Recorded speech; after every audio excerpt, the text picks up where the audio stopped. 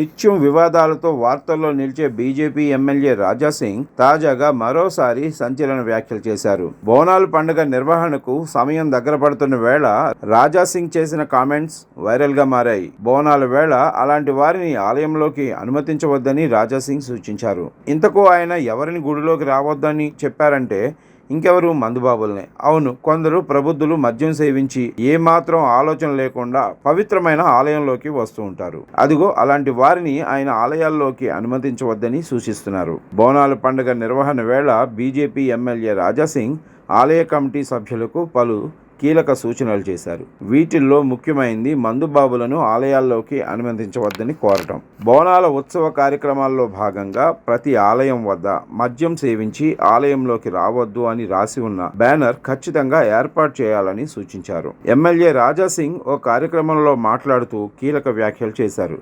మద్యం సేవించి ఆలయంలోకి రావద్దని సూచించేలాగా ప్రతి గుడి దగ్గర బ్యానర్ ఏర్పాటు చేయాలని సూచించారు. బోనాలు అంటే మన దృష్టిలో పవిత్రమైన పండుగ. కానీ 18 నుంచి 20 ఏళ్ల పిల్లల దృష్టిలో బోనాలంటే తాగడం, తూగడం, డాన్స్ చేయటం అని వారి మనసులో ముద్రించుకుపోయింది. అలాంటి వారిని దృష్టిలో పెట్టుకుని తాగి వచ్చే వారికి ఆలయంలోకి అనుమతి లేదు అని రాసి ఉన్న బ్యానర్ని ఏర్పాటు చేయాలి అని రాజాసింగ్ సూచించారు. దేశ సేవకు యువకులు అవసరమైతే ఎవరూ ముందుకు రావటం లేదు. మీరు కనీసం మీ కుటుంబాన్ని కూడా రక్షించుకోలేరంటూ రాజాసింగ్ అసహనం వ్యక్తం చేశారు. ప్రస్తుత సమాజంలో ఇలాంటి యువకులు తయారవుతున్నారన్నారు. సమాజాన్ని కాపాడే బాధ్యత అందరిపై ఉందని తెలిపారు. ఇప్పటి యువతను బోనాల గురించి ప్రశ్నించండి, వారు చెప్పే సమాధానం మద్యం, డాన్స్, డీజే అన్నారు. ఇప్పుడున్న పిల్లలకే బోనాల గురించి తెలియకపోతే ఇక వారికి పుట్టే పిల్లల పరిస్థితి ఏంటి? సమాజాన్ని, సంస్కృతిని కాపాడుకోవాల్సిన బాధ్యత మనందరిపై ఉందన్నారు రాజాసింగ్.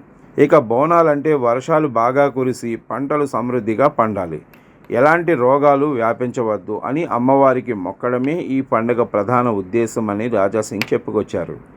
కానీ చాలామందికి ఈ విషయం తెలియదన్నారు. ఇదిలా ఉంటే రాజాసింగ్ ఈ మధ్యకాలంలో పార్టీకి వ్యతిరేకంగా మాట్లాడుతున్న సంగతి తెలిసిందే. తనని సస్పెండ్ చేస్తే అందరి బాగోతాలు బయట పెడతానని ఆయన హెచ్చరిస్తున్నారు.